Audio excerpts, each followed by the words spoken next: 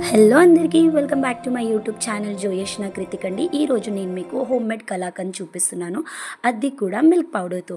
So నేనైతే ఇక్కడ సిమిలక్ milk powder వాడాను. మీరు మీకు అవైలబుల్ ఉన్నది యూస్ చేయొచ్చు. సో నేను చెప్పే మెజర్మెంట్స్తో కనుక మీరు చేస్తే పర్ఫెక్ట్ కలాకండ్ ఇంట్లోనే రెడీ చేసుకుంటారండి. సో ఫస్ట్ అయితే ఒక బౌల్లో 1 కప్ మిల్క్ పౌడర్ తీసుకోండి. అదే కప్తో ఇప్పుడు 1/2 కప్ షుగర్ యాడ్ చేసేసుకోండి. అదే కప్లో ఇప్పుడు 1/2 కప్ పచ్చి పాలను తీసుకోండి. పాలు ఏదైనా పర్లేదండి. సో 1/2 కప్ పచ్చి పాలను తీసుకొని యాడ్ చేసేసుకోండి. మెజర్మెంట్స్ మాత్రం జాగ్రత్తగా చేయండి ప్లీజ్, అప్పుడే మీకు కలాకండ్ పర్ఫెక్ట్గా వస్తుంది. సో 1/2 కప్ పచ్చి పాలను యాడ్ చేసిన తర్వాత 1 కప్ వాటర్ తీసేసుకోండి. వాటర్ కూడా యాడ్ చేసి ఇదంతా బాగా మిక్స్ చేసేసుకోండి. ఈ మిక్స్చర్ అంతా ఇది మనకి ఫ్లోయి కన్సిస్టెన్సీలో రావాలి, లమ్స్ లేకుండా ఉండాలి. సో ఒక్క లమ్ కూడా ఉండొద్దు, ఇలా మొత్తం ఫ్లోయి కన్సిస్టెన్సీలో రావాలండి. చూడండి, సో ఇది మిక్స్ చేసుకున్నాం కదా. ఇప్పుడు స్టవ్ ఆన్ చేసుకొని మనం ఒక ప్యాన్ పెట్టేసుకొని సిమ్లో పెట్టేసుకొని ఈ లిక్విడ్ని మొత్తం అందులో వేసేసుకొని స్టర్ చేస్తూనే ఉండాలి, హై ఫ్లేమ్ చేసుకొని. సో ఇది స్టర్ చేస్తూ ఉంటేనే మనకి పర్ఫెక్ట్ కలాకండ్ వస్తుంది, లేకపోతే కింద అడగంటి మాడిపోయి టేస్ట్ అంతా పాడైపోతుందండి. సో స్టర్ చేస్తూనే ఉండండి హై ఫ్లేమ్లో. వన్స్ ఇది బాయిలింగ్కి వచ్చిన తర్వాత దీన్ని మీడియం ఫ్లేమ్లోకి చేసేసి ఇందులో 1 లెమన్ మొత్తం స్క్వీజ్ చేసేయండి. సీడ్స్ తీసేసి 1 లెమన్ మొత్తం స్క్వీజ్ చేసేయాలి.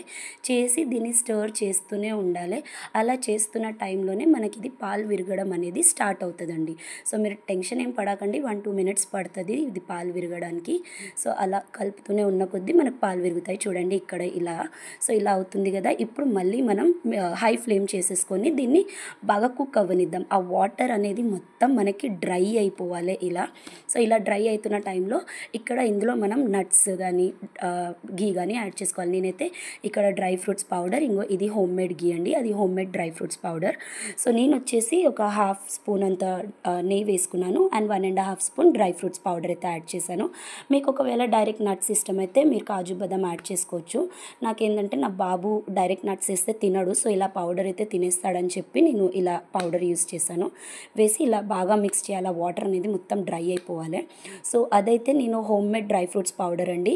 మీకు కావాలంటే దాన్ని కూడా నేను ఆల్రెడీ ఒక వీడియో పోస్ట్ చేశాను, అది కూడా ఒకసారి చెక్ చేయండి. ఎందుకంటే నేను డ్రై ఫ్రూట్స్ పౌడర్లో చియా సీడ్స్ ఇంకా ఫ్లెక్స్ సీడ్స్ కూడా యాడ్ చేస్తాను మిగతా డ్రై ఫ్రూట్స్ నట్స్తో పాటు.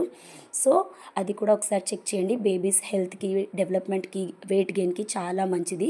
మనం వాళ్ళకి వాడే ఫుడ్లో, ఉగ్గులో, పాలల్లో, ఇలా స్వీట్స్లో దేంట్లోనన్నా ఈ డ్రై ఫ్రూట్స్ పౌడర్ యూస్ చేయొచ్చు.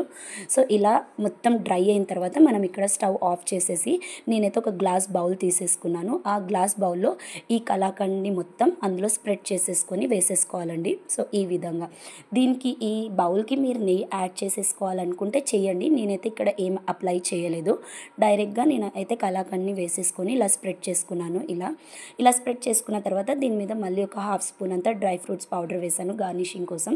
సో ఇలా వేసిన తర్వాత లిడ్ని వచ్చేసి నార్మల్గా పైనుంచి జస్ట్ అలా పెట్టేసి దీన్ని ఒక 30 మినిట్స్ రూమ్ టెంపరేచర్లోనే ఉండనివ్వండి. 30 మినిట్స్ తర్వాత దీన్ని ఫ్రిడ్జ్లో ఒక 3-4 అవర్స్ పెట్టేసేయండి. నార్మల్గా 3-4 అవర్స్ తర్వాత తీసి దీన్ని చూస్తే పర్ఫెక్ట్గా మీకు కలాకండ్ అయిపోయినట్టుంటుంది. చూడండి, నేను ఫ్రిడ్జ్లోంచి తీసాను. ఇది పర్ఫెక్ట్ కలాకండ్ అండి, మీకు కనిపిస్తుందా సైడ్స్ నుంచి. ఇప్పుడు దీన్ని మనం ఒక పీసెస్ కింద కట్ చేసేసుకొని తింటే మీకు యాజ్ ఇట్ ఈస్గా బయట కలాకండ్ ఎలా ఉంటుందో అలానే ఇంకా దానికంటే ఎక్కువ టేస్ట్ ఉంటుందండి. ఇక్కడ నేను 3 పీసెస్ తీసుకున్నాను, మా హస్బెండ్, బాబు అండ్ నా కోసం. Thank you so much for watching అండి. Don't forget to subscribe my channel.